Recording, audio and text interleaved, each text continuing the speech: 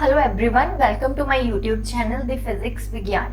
अपनी practice question series को आगे कंटिन्यू करते हुए आज हम फिजिक्स का fourth topic that is interference and Young's double slit experiment के क्वेश्चंस प्रैक्टिस करेंगे। देखिए, वेव ऑप्टिक्स के ज़्यादातर टॉपिक बीएससी लेवल के हैं जो लास्ट ईयर के एटीसी एग्जाम में नहीं आए थे, लेकिन इंटरफेरेंस और जंग्स डबल स्लिट एक्सपेरिमेंट ऐसा टॉपिक है जो +1 +2 के सिलेबस में है, तो इसे छोड़ने का रिस्क हम नहीं ले सकते, तो इसके क्वेश्चंस हम प्रैक्टिस करेंगे। दूसरी बात, इस टॉपिक से जो क्वेश्चन आते हैं सारे फॉर्मूला बेस्ड होते हैं, अगर आपको थ्योरी पता है। इसीलिए मैंने इस चैप्टर से रिलेटेड जो भी फॉर्मूला पॉसिबल थे उनको एक जगह कंपाइल करके एक दिन पहले ही चैनल पे डाल दिया था, तो वो वीडियो आप पहले देख लेना, क्योंकि सारे क्वेश्चंस कंसेप्ट तो नो डाउट यूज होंगे लेकिन फॉर्मूला डायरेक्टली अप्लाई होंगे, तो अगर आपको फॉर्मूला नहीं पता then you will not be able to solve these questions. तो पहले आई सजेस्ट कि आप वो फॉर्मूला लिस्ट देख लेना, ताकि जो भी मैं यहाँ पे आपको फॉर्मूला अप्लाई करूँ आपको पता हो एटलीस्ट, राइट। तो आइए स्टार्ट करते हैं अपने प्रैक्टिस क्वेश्चंस के साथ। So the first question is the ratio of amplitudes of two waves undergoing superposition is 3:2. Find the ratio of intensity maximum and intensity minimum. तो क्वेश्चन में हमें क्या है, एम्पलीट्यूड, जिसको हम ई के साथ लिखते हैं, तो मैं उन दो वेव्स जो सुपर इम्पोज कर रही हूँ उनको 1 और 2 के साथ यहाँ पे रिप्रेजेंट कर रही हूँ, तो उनके एम्पलीट्यूड्स की रेशियो हमें गिवन है 3/2 और पूछा क्या गया है आई मैक्सिमम और आई मिनिमम, इन दोनों की रेशियो पूछी गई है। यहाँ पे आई क्या है, इंटेंसिटी। तो पहले तो हमें फॉर्मूलाज पता होने चाहिए, कौन कौन से। एक तो हमें एम्पलीट्यूड से इंटेंसिटी में जाना है, तो इनके बीच में रिलेशन पता होना चाहिए। वो क्या होता है, intensity is directly proportional to amplitude का स्क्वायर, तो ये यहाँ पे रिलेशन यूज होएगा। और दूसरा, हमें आई मैक्सिमा और आई मिनिमा का फॉर्मूला पता होना चाहिए। आई मैक्सिमा हमारे पास क्या होता है, square root of I1 plus square root of I2 whole square, और आई मिनिमा क्या होता है, सेम एक्सप्रेशन और बीच में क्या आ जाएगा, नेगेटिव साइन। तो ये हमारे पास जो हमें फॉर्मूलाज चाहिए थे वो आ गए। आई एम रिपीटिंग, ये फॉर्मूलाज आए एक जगह जो भी इस चैप्टर के हैं, मैंने कंपाइल करके एक शॉर्ट वीडियो 20 सेकंड की होगी आई थिंक, वो डाली हुई प्लेलिस्ट में, देख लेना आप। तो यहाँ से हमारे पास इस एक्सप्रेशन से और इस एक्सप्रेशन से दोनों को यूज करके क्या आ जाएगा, I1 और I2 की रेशियो क्या आ जाएगी, E1 अपॉन E2 दोनों का स्क्वायर, मीन्स यहाँ से क्या आ जाएगा 9/4। क्लियर है यहाँ तक। और यहाँ पे हमें रेशियो चाहिए, तो आई मैक्सिमा और आई मिनिमा की रेशियो क्या हो जाएगी, square root of I1 plus square root of I2 whole square divide by square root of I1 minus square root of I2 whole square. अभी क्योंकि हमें जो ये वाली वैल्यू है I1 अपॉन I2 की, ये रेशियो के फॉर्म में गिवन है, तो इसको भी रेशियो के फॉर्म में कन्वर्ट करते हैं। तो उसके लिए क्या करेंगे, न्यूमिनेटर और डिनोमिनेटर दोनों को क्या करेंगे, स्क्वायर रूट ऑफ I2 से डिवाइड कर देंगे। तो क्या आ जाएगा हमारे पास, ये न्यूमिनेटर बन गया और डिनोमिनेटर में सेम बीच में क्या आ जाएगा, नेगेटिव साइन। तो अब हमने इस एक्सप्रेशन में वैल्यूज पुट करनी है।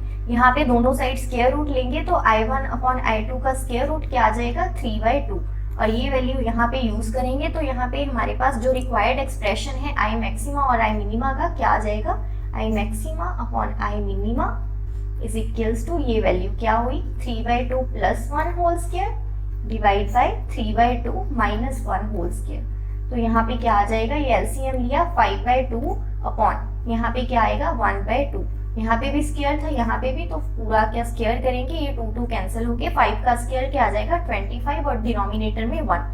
तो ये हमें पूछी गई थी रेशियो, क्या आगे 25/1, या फिर हम डायरेक्टली इसको 25 भी लिख सकते हैं। तो देखते हैं कौन सी वैल्यू आई हमारे पास, कौन सी ऑप्शन, बी ऑप्शन आंसर आ गया। नेक्स्ट है सेकंड क्वेश्चन। यहाँ पे हमें मैक्सिमम इंटेंसिटी और मिनिमम इंटेंसिटी की रेशियो गिवन है 9/1, और पूछा क्या गया है, जो दो वेव्स सुपर इम्पोज होके जहाँ पे हमारे पास आई मैक्सिमा और आई मिनिमा आया, उनकी इंडिविजुअल इंटेंसिटीज की रेशियो पूछी गई है I1 और I2।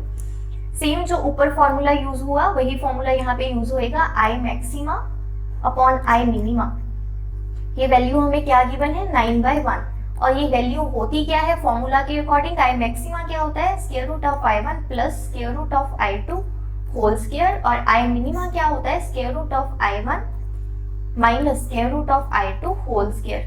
अगेन क्योंकि हमने रेशो में आंसर देना है तो इसको हम रेशो की फॉर्म में कन्वर्ट करेंगे तो क्या आ जाएगा, जैसे ऊपर करा था सेम, I1 अपॉन I2 का square root plus 1 whole square divide by square root of I1 upon square root of I2 minus 1 whole square.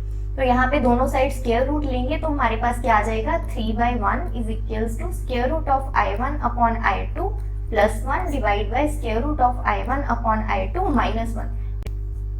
तो क्रॉस मल्टीप्लाई करने पे यहाँ पे क्या आ जाएगा, 3 square root of I1 upon I2 minus 3 is equals to square root of I1 upon I2 plus 1। तो यहाँ पे टर्म्स को रीअरेंज करने पे हमारे पास क्या आ जाएगा, ये इस साइड जाके नेगेटिव मींस माइनस होएगा तो square root I1 I2 into 2 आ गया और ये 3 उस साइड पॉजिटिव होएगा तो क्या आ जाएगा 4। तो ये कैंसिल होके यहाँ पे आ गया 2। हमारे पास ये स्क्वायर रूट्स की वैल्यू आई है, हमने बताना क्या है I1 अपॉन I2 की रेशो। तो यहाँ पे क्या करेंगे, दोनों साइड स्क्वायर कर देंगे यहाँ पे, तो क्या आ गई हमारे पास वैल्यू 4। तो I1 अपॉन I2 की क्या रेशो आ गई, यहाँ से हमारे पास 4 जा 4/1। तो कौन सी ऑप्शन हुई, डी ऑप्शन आंसर। नेक्स्ट है third question, angular fringe width in junks double slit experiment does not depend on. तो यहाँ पे देखो ये फॉर्मूला पता होगा आपको, तो आपको पता होगा कि जो एंगुलर फ्रिंज विड्थ है उसमें कौन कौन सी क्वांटिटीज इन्वॉल्व होती हैं और कौन सी नहीं। तो आप डायरेक्टली बता सकते हो इनमें से किस पे डिपेंड नहीं करती। तो पहले तो आपको एंगुलर फ्रिंज विड्थ पता होनी चाहिए कि उसका एक्सप्रेशन क्या होता है। एंगुलर फ्रिंज विड्थ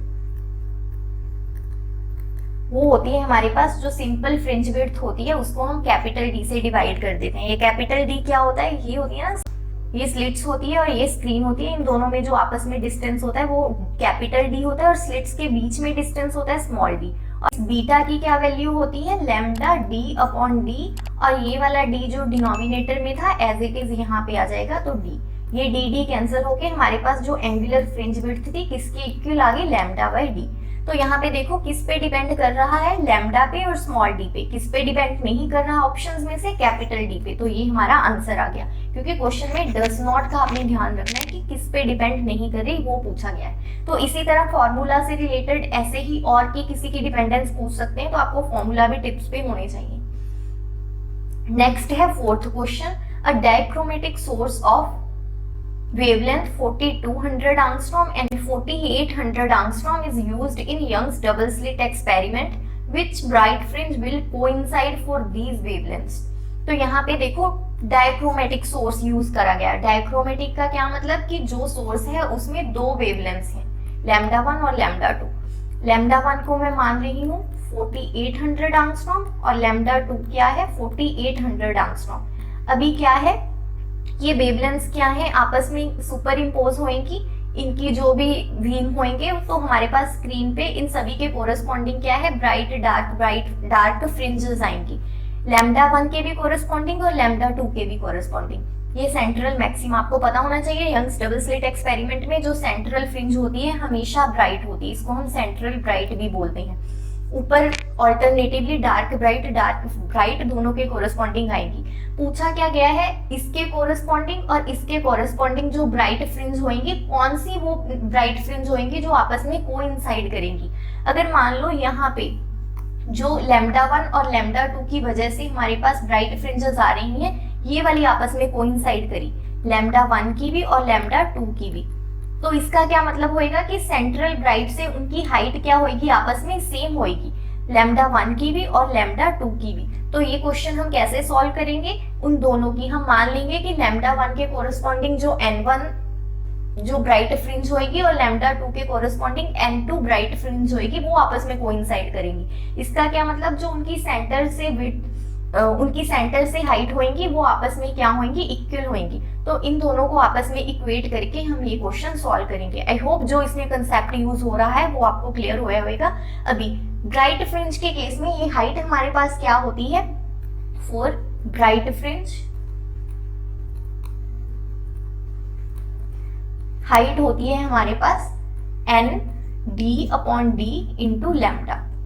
तो इसी एक्सप्रेशन को यहाँ पे यूज करेंगे तो हमारे पास इक्वेट करने पे क्या आ जाएगा expression, N1 capital D upon D lambda 1 क्योंकि ये सेम सेटअप है तो इसकी वैल्यू तो दोनों केसेस में सेम रहेगी ना।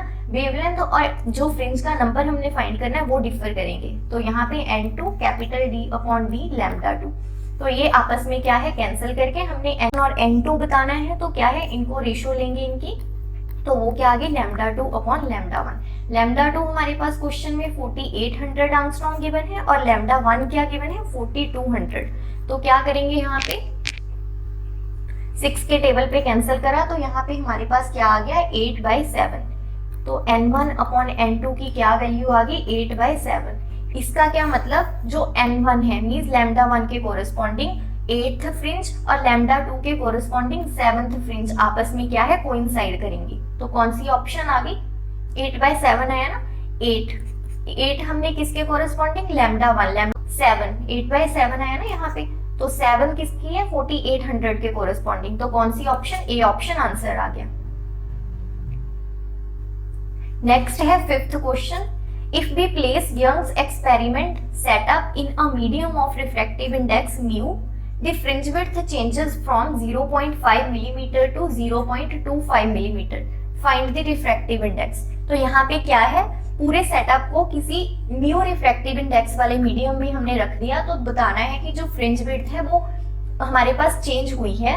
यहाँ पे गिवन है फ्रिंज विड्थ कहाँ से कहाँ तक चेंज हुई, हमने उसका रिफ्रैक्टिव इंडेक्स बताना है। तो मैंने जो आपको फॉर्मूला शीट प्रोवाइड करी वहां पे मैंने स्पेशली मेंशन किया है जब हम एक्सपेरिमेंट को किसी दूसरे मीडियम में रख देते हैं तो हमारी जो वेवलेंथ होती है वो लैम्डा से लैम्डा बाय म्यू में चेंज हो जाती है। तो फ्रिंज विड्थ का एक्सप्रेशन हमें पता है क्या होता है लैम्डा D अपॉन D। तो अगर हमने इंसर्ट कर दिया इसको म्यू रिफ्रैक्टिव इंडेक्स वाले मीडियम में तो बीटा हमारा बीटा से बीटा डैश में चेंज हो जाएगा और बीटा डैश फिर क्या होएगा यहाँ पे लैम्डा की जगह पे बस लैम्डा बाय म्यू आ गया। तो इसको मैं बोल सकती हूँ क्या बीटा बाय म्यू। तो ये हमारे पास एक्सप्रेशन आ गया। अभी हमें बीटा और बीटा डैश गिवन है तो यहाँ पे म्यू निकालना है, तो टर्म्स को रीअरेंज करने पे म्यू क्या आ गया beta by beta dash. Beta original था 0.5 और चेंज किस में हो गई 0.25 में, तो इसको डिवाइड करने पे क्या आ गया 2। तो यहाँ से हमारे पास म्यू की क्या वैल्यू आ गई 2। तो कौन सा आंसर आ गया ए ऑप्शन आंसर। क्लियर। तो हमें पता होना चाहिए कि जब हम अपना एक्सपेरिमेंटल सेटअप किसी म्यू रिफ्रैक्टिव इंडेक्स वाले मीडियम में रखते हैं तो हमारी वेवलेंथ क्या है लैम्डा बाय म्यू बन जाती है। तो वही हमने यूज करा यहाँ पे। ये हमारे पास एक्सप्रेशन था किसका फ्रिंज विड्थ का। जब हमने उसको दूसरे किसी रिफ्रैक्टिव इंडेक्स वाले मीडियम में रखा तो हमारा जो फ्रिंज विड्थ थी क्या हो गई बीटा बाय म्यू। तो इन दोनों को हमने क्या करा आपस में टर्म्स को रीअरेंज करके यहाँ से म्यू की वैल्यू आ गई 2। नेक्स्ट है 6th, ये इंपॉर्टेंट है, इसको ध्यान से समझना है। A light of wavelength 5890 angstrom is incident on a Young's experiment. A transparent thin sheet of mu is equals to 1.6 is placed on one interfering beam's path. If the distance between the double slit and screen is 100 centimeter, find the thickness of the sheet. After placing sheet, central bright fringe shifted to a position occupied by 12th bright fringe. तो पहले तो समझते हैं question में given क्या है। तो इससे पहले आप देखो 5th क्वेश्चन जो हमने उससे पहले करा और इसमें क्या फर्क है। पहले में हमने पूरा जो सेटअप था उसको किसी दूसरे रिफ्रैक्टिव इंडेक्स वाले मीडियम में रखा था, लेकिन इसमें क्या है हमने क्या करा जो दो हमारे पास बीम्स आ रहे थे एक S1 स्लिट से और एक S2 स्लिट से, इनमें से किसी एक बीम के पाथ में किसमें यहाँ पे मैंने S1 माना है उसके पाथ में क्या है एक थिन ट्रांसपेरेंट शीट रख दी जिसकी थिकनेस है T। उसकी वजह से क्या हुआ जो ओरिजिनली हमारा सेंट्रल ब्राइट था यहाँ O पोजीशन पे था वो शिफ्ट होके कहाँ पे चला गया P पे। तो हमने ये थिकनेस फाइंड करनी है ट्रांसपेरेंट शीट की। हमें गिवन क्या है ये x की वैल्यू, ये शिफ्ट को हम x के साथ लिखते हैं। वो क्या बोल रहे हैं ये शिफ्ट किसके इक्वल है 12th ब्राइट फ्रिंज की हाइट के इक्वल। तो ये सारा डाटा यहाँ पे यूज करेंगे। पहले देख लेते हैं हमें गिवन क्या है। पहले तो वेवलेंथ गिवन है लाइट की दैट इज 5890 एंगस्ट्रॉम। दूसरा और क्या गिवन है हमें ट्रांसपेरेंट शीट की हमें रिफ्रैक्टिव इंडेक्स गिवन है 1.6 और यहाँ पे हमें कैपिटल D की वैल्यू गिवन है 100 सेंटीमीटर और हमने थिकनेस फाइंड करनी है। थिकनेस को हम T के साथ लिखते हैं। और क्या गिवन है after placing sheet central bright fringe shifted to a position occupied by 12th। तो ये जो x की वैल्यू है वो गिवन है कि जो 12th ब्राइट फ्रिंज है उसकी हाइट के कोरस्पॉन्डिंग होगी हमारे पास। ये लास्ट वाली लाइन का ये मतलब है, मेनली इसको ही यूज होना है, इसको यूज करके ही हम अपनी थिकनेस निकालेंगे। थिकनेस निकालने के लिए पहले तो हमें फॉर्मूला पता होना चाहिए। कौन सा? जब भी हम कोई थिन ट्रांसपेरेंट शीट बीम के पाथ में रख देते हैं तो ये भी फ्रिंज में शिफ्ट आता है, उसके लिए हमारे पास एक्सप्रेशन होता है x is equals to mu minus 1 capital D upon D into t. तो यहाँ पे पहले तो आपको पता होना चाहिए एक्सप्रेशन में क्या क्या है। ये मेन एक्सप्रेशन है जिसके बेस पे ये न्यूमेरिकल सॉल्व होना है। यहाँ पे x है शिफ्ट जो यहाँ पे हमारे पास हुआ है, ये थिन शीट जो इंट्रोड्यूस करने पे बीम के पाथ में। म्यू हमारे पास क्या है? रिफ्रैक्टिव इंडेक्स है इस शीट का, कैपिटल और D अपॉन स्मॉल d वही जो हमारे पास सेटअप में क्वांटिटीज होती हैं, और t क्या है? इस शीट की थिकनेस। बेसिकली हमने ये t ही फाइंड करनी है।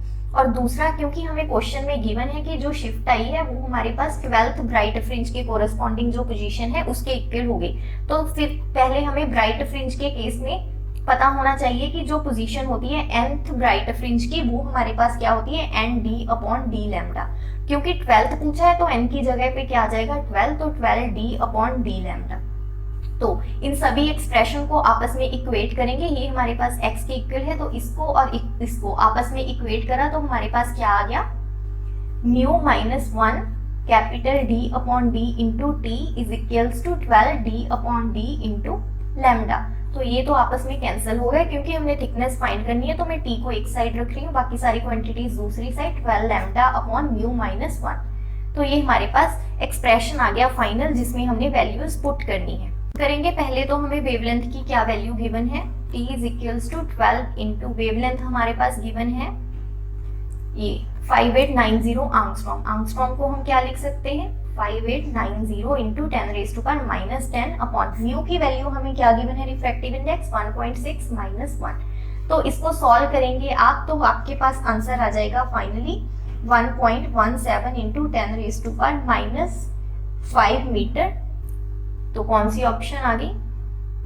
ऑप्शन सेंटीमीटर में गिवन है तो इसको सेंटीमीटर में कन्वर्ट करेंगे। 1 metre is equals to 100 centimetre, तो यहाँ पे क्या आ जाएगा? -3 मीटर सेंटीमीटर, सॉरी। तो ये हमारे पास आंसर आ गया। तो कौन सी ऑप्शन हुई? हमारे पास ऑप्शन आ गई ये बी ऑप्शन आंसर। नेक्स्ट है 7th क्वेश्चन। 7th में क्या बोल रहे हैं? In Young's double slit experiment the intensity at centre of screen is I if one of the two slits is closed the intensity at center now will be। तो हमारे पास देखो ये Young's double slit experiment का setup होता है, रफली draw कर रही हूँ। ये 2 स्लिट्स होती हैं जिनके बीच में डिस्टेंस होता है d, इसको S1 S2 मान लो। ये स्क्रीन होती है, स्क्रीन और यहाँ पे डिस्टेंस होता है हमारे पास कैपिटल D। तो बोला क्या गया है यहाँ पे? सेंटर पे इंटेंसिटी है जो यंग्स डबल स्लिट एक्सपेरिमेंट में सेंटर में वो I गिवन है। सेंटर हमेशा मैंने आपको बार बार बताया क्या होता है? ब्राइट। अगर सेंटर ब्राइट होता है यहाँ पे जो इंटेंसिटी है वो क्या होगी? I मैक्सिमा, क्योंकि क्या है ये? ब्राइट। और I मैक्सिमा का एक्सप्रेशन हमारे पास क्या होता है? ऊपर हमने बार बार यूज करा है, I maxima is equals to square root of I1 plus square root of I2 whole square. दूसरी बात, क्योंकि यहाँ पे जो यंग्स डबल स्लिट एक्सपेरिमेंट है उसमें हम यहाँ पे सोर्स यूज करते हैं जिससे यहाँ पे लाइट आती है और यहाँ पे फिर डिवाइड होती है इस स्लिट में और इस स्लिट में। तो क्योंकि सेम सोर्स ही यहाँ पे दोनों स्लिट्स को लाइट प्रोवाइड कर रहा है तो यहाँ पे जो सोर्स है हमारा वो कोहेरेंट है। इसका क्या मतलब? कि यहाँ से हमारे पास लाइट आ रही है और यहाँ से आ रही है, दोनों की इंटेंसिटी सेम होगी। तो यहाँ पे I1 is equals to I2, इसको मैं मान रही हूँ I0। यहाँ तक क्लियर है? तो यहाँ पे हमारे पास I मैक्सिमा का क्या वैल्यू आ जाएगी? इसमें I0 पुट करेंगे, square root of I0 plus square root of I0 whole square. तो ये हमारे पास आ जाएगा 4I0। ये 1 एक्सप्रेशन आ गया। अब क्वेश्चन में क्या बोल रहे हैं कि हमने क्या करा? इसमें से एक स्लिट को क्लोज कर दिया। तो मान लो हमने S को क्लोज कर दिया, तो अब इंटेंसिटी पे क्या फर्क पड़ेगा वो हमने फाइंड करना है। इंटेंसिटी अगेन यहाँ पे मैक्सिमम ही रहेगी तो यही एक्सप्रेशन यूज करना है, लेकिन क्योंकि एक स्लिट क्लोज कर दी तो क्योंकि मैंने माना S2 क्लोज करा तो उसकी वजह से जो इंटेंसिटी आ रही थी वो 0 हो गई। तो जो हमारे पास यहाँ पे इंटेंसिटी थी उसमें ये एक्सप्रेशन नहीं आया। तो ये फॉर्मूला हमारे पास I मैक्सिमा का क्या बन गया? जब हमने क्या है केस क्लोज स्लिट। इस केस में तो यहाँ पे मैं डैश लिख रही हूँ, तो तब क्या होगी हमारी मैक्सिमम इंटेंसिटी, यहाँ पे स्क्वायर रूट ऑफ I1 का होल स्क्वायर मींस I1, और I1 को मैंने क्या माना था, I0। क्लियर है यहाँ तक। और क्वेश्चन में पूछा क्या गया है, intensity at centre now will be. तो पहले तो देखो हमें क्वेश्चन में ये वैल्यू गिवन है, ये वाली उन्होंने बोला है ना कि intensity at centre of screen is I, तो ये वाली वैल्यू I के इक्वल गिवन है हमें, और ये यहाँ से वैल्यू हमारे पास क्या आ गई, I0, और I0 को मैं इस दोनों को यूज करके क्या बोल सकती हूँ, I0 is equals to I/4। तो यहाँ पे ये क्या आ जाएगा, I/4। तो जब हमने एक स्लिट क्लोज कर दी तो जो हमारी इंटेंसिटी थी ओरिजिनल इंटेंसिटी का, ओरिजिनल इंटेंसिटी मींस I, उसका क्या होगी, 1/4 होगी। तो कौन सी ऑप्शन आ गई हमारे पास, ए ऑप्शन आंसर। तो क्या करा हमने, पहले दो कंसेप्ट यहाँ पे यूज हुए कि यंग्स डबल स्लिट एक्सपेरिमेंट है तो सेंट्रल हमेशा क्या होगा, मैक्सिमा, तो हमने आई मैक्सिमा का एक्सप्रेशन यूज करा। दूसरा, क्योंकि यहाँ पे यंग्स डबल स्लिट एक्सपेरिमेंट है तो कोहेरेंट सोर्स होता है, तो I1 और I2 दोनों क्या होंगे, आपस में इक्वल होंगे, तो ये यूज करा। इसको यूज करके हमारे पास क्या आ गई, आई मैक्सिमम आ गई, और आई मैक्सिमम की वैल्यू हमें क्वेश्चन में गिवन थी क्या, आई, तो इसको हमने आई के इक्वल लिखा। और फिर हमने क्या करा, केस कंसीडर करा जब हमने एक स्लिट क्या है क्लोज कर दी, उस केस में उसकी इंटेंसिटी 0 हो गई, तो हमारे पास आई मैक्सिमा में सिर्फ एक टर्म कंट्रीब्यूट करेगी, दैट इज I1। तो उससे हमारे पास ये रिलेशन आ गया, और इन दोनों को कंपेयर करा हमने, तो हमारे पास जो आई मैक्सिमा थी स्लिट क्लोज करने पे वो क्या आ गई, I/4, दैट इज ओरिजिनल का 1/4। तो हमारे पास ए आंसर आ गया। नेक्स्ट लास्ट क्वेश्चन है 8th question. In Young's double slit experiment, the intensity at a point where path difference is λ/6 is I dash. If I0 is equals to I maxima, then I dash upon I0 is. तो again यहाँ पे Young's double slit experiment की बात हो रही है, तो same जो ऊपर यूज करा कि कोहेरेंट सोर्स ही होंगे तो दोनों इंटेंसिटीज जो होंगी वो इक्वल होंगी। दूसरा, यहाँ पे पाथ डिफरेंस गिवन है तो इसको यूज करना है। दूसरा, हमें कोई सेंट्रल ब्राइट या डार्क नहीं गिवन है, तो जो हमारे पास जनरल इंटेंसिटी का रिलेशन होता है उसको यूज करेंगे। वो क्या होता है हमारे पास, स्क्वायर रूट ऑफ I1 का square plus square root of I2 का square plus 2 square root of I1 I2 cos phi. यहाँ पे फाई हमारे पास होता है phase difference. Young's double slit experiment है तो यहाँ पे I1 और I2 क्या होंगे, आपस में इक्वल होंगे, एक बात। दूसरी, यहाँ पे हमें पाथ डिफरेंस गिवन है, पाथ डिफरेंस से हमारे पास फेस डिफरेंस में जाने का रिलेशन होना चाहिए। पाथ डिफरेंस को हम यहाँ पे डेल्टा के साथ लिखते हैं और फेस डिफरेंस को हम किसके साथ लिखते हैं, 5 के साथ। और इन दोनों में आपस में रिलेशन क्या होता है, जो फेस डिफरेंस होता है हमारे पास होता है 2π/λ इंटू डेल्टा, और डेल्टा की वैल्यू हमारे पास क्वेश्चन में गिवन है कितनी, 2π/λ इंटू λ/6 गिवन है। तो यहाँ पे आ गया λ/6, तो इसको आपस में कैंसिल करने पे हमारे पास आ गया π/3। तो जो ये वाली इंटेंसिटी है इसमें वैल्यूज पुट करने पे जो हमारे पास इंटेंसिटी है वो गिवन है हमारे पास I डैश। तो I डैश की वैल्यू हमारे पास गिवन है is equals to I1 I2 दोनों को इक्वल मान के मैं I1 ही लिख रही हूँ दोनों जगह पे, ठीक है। तो यहाँ पे क्या आ गया, I1 प्लस यहाँ पे भी I1 ही आ जाएगा प्लस 2I1 cos, ये क्या आ जाएगा π/3, cos π/3 मीन्स cos 60 डिग्री, तो वो क्या होता है 1/2, ये 1/2 इस 2 के साथ कैंसिल होके क्या आ जाएगा हमारे पास फाइनली 3I1। तो I डैश की वैल्यू हमारे पास ये आ गई एक एक्सप्रेशन। पूछा क्या गया है क्वेश्चन में, if I maxima is I0। अभी I मैक्सिमा पे आते हैं। I मैक्सिमा का एक्सप्रेशन क्या होता है, square root of I1 plus square root of I2 whole square. Again I1 और I2 दोनों को इक्वेट करके मैं I1 ही लिख रही हूँ, तो यहाँ पे क्या आ जाएगा square root of I1 plus square root of I1 whole square, तो ये मेरे पास आ जाएगा 4I1, और इसकी वैल्यू क्वेश्चन में गिवन है कितनी, I0, तो इसको क्या लिखेंगे I0।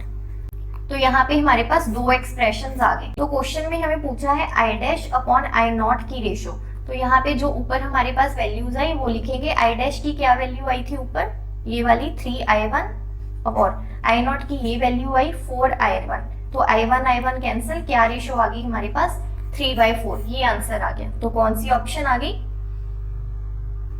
ए ऑप्शन आंसर। तो इसमें हमने क्या करा, यंग्स डबल स्लिट है तो ये तो आपको पता होना चाहिए, बार बार यूज होएगा। इंटेंसिटी गिवन थी लेकिन कुछ ब्राइट या डार्क नहीं गिवन था, तो हमने ये जनरल एक्सप्रेशन यूज करा। हमें क्वेश्चन में पाथ डिफरेंस गिवन था तो हमने फेस डिफरेंस फाइंड करा और इस एक्सप्रेशन में वैल्यूज पुट करके हमारे पास ये आ गया, राइट।